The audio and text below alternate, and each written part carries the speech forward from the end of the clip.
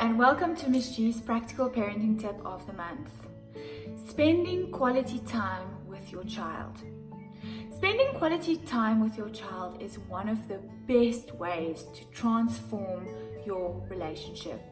If you feel like you're going through a rough patch with your child, you feel like you're not connecting, the communication is not there, perhaps you feel a bit detached from each other, perhaps a bit disconnected, maybe your schedules have not been aligned and you haven't been able to really talk to each other. Maybe you feel frustrated because you think that you are trying to talk with your child, but your child is not talking back to you. Now, what is important here is for you as the parent to lead. You are the leader when it comes to the relationship. You are the sun and your children are the planets that revolve around you. You are the biggest pendulum in the house. You set the tone. We always say that you are the change that you want to see within your child. So some practical applications here for spending quality time with your child is to ask your child what they would like to do with you. Okay, sit down, have a little meeting and say, if you had a magic wand, what kind of things would you like us to be doing together? So maybe your child would say, I would like to go fishing, or I would like to go for bike rides, or I would like to do more cooking. Whatever it is that they say, make sure that you are listening very carefully and then simply adapt what it is that they want to do.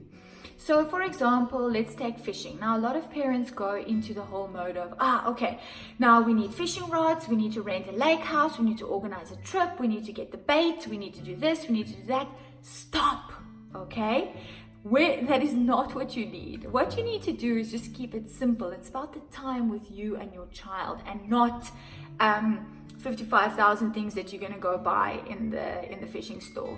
So you can simply get some gut, you can take some twigs from the bush, make a hand line, find a little piece of bait and find a little river or a pond or a lake and go fishing with your child. If you find that this is a hobby that becomes something that you guys really love doing together, yes, then of course invest further. But the point is that you set aside the time to have this quality time with your child. So maybe you say every Saturday for 45 minutes we are working on a specific project. So maybe you have a project down in the garage, or it's a puzzle that you're building, or it's a book that you're reading, or it's simply the two of you just being together one-on-one, spending time together, you listening to your child. But the point is that this remains consistent and that you do it week after week after week. Now, a lot of parents find themselves frustrated when they ask their child questions and they don't get any answers back. Now, first of all, I would like you to take the word why out of your vocabulary. When you're asking a child a question that starts with why, you're probably going to get a I don't know answer, which for most parents is a trigger.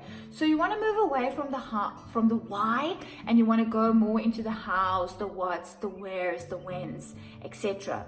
I've also developed a wonderful resource for you. It's called the JAR game, which you can find here in the attachment, with some thought-provoking questions and conversation starters for you to use with your children anywhere from the age of 4 to the age of 15, 16, even older. This is a really great resource to get you to reconnect in terms of speaking to your child. You can do this one-on-one, or you can do this as a family quality time activity. Also, please be sure to watch or to read the testimonial that we got from one of the families who incorporated this JAR activity into their family and really transformed the way that they communicate. What the JAR does is it helps you and prompts you and teaches you how to speak to your child, and after consistent use and practice, the conversations between you and your child will become more authentic. So put the phones away, put the screens away, have no mobile and screen zones in the house, especially when you're doing your quality time. It doesn't have to be an entire day or 5 hours or whatever, but a short amount of set time every week, week after week after week, consistently, where you're engaging with your child. Now, if you have an unruly prawn, as we like to call them, or you have a teenager at the moment who doesn't even want to be in the same room as you, okay, you lead. So you say, even if we sit here in this room for 45 minutes together without you saying a word and without me saying a word, this is the time that we are going to spend together. Or you put your child in a car and you take a little day trip, you take a little road trip. We are going to take this drive. If you want to speak to me, you can. If you don't, you don't. But you lead and you commit to the quality time together. And I promise you, if you persist and persevere and push through the resistance of your child, you will break through and come into a point where you have communication freedom within your relationship, which will ultimately then transfer into the relationship of the family dynamic. So I hope that was helpful for you. Sending you lots and lots of love. Thank you.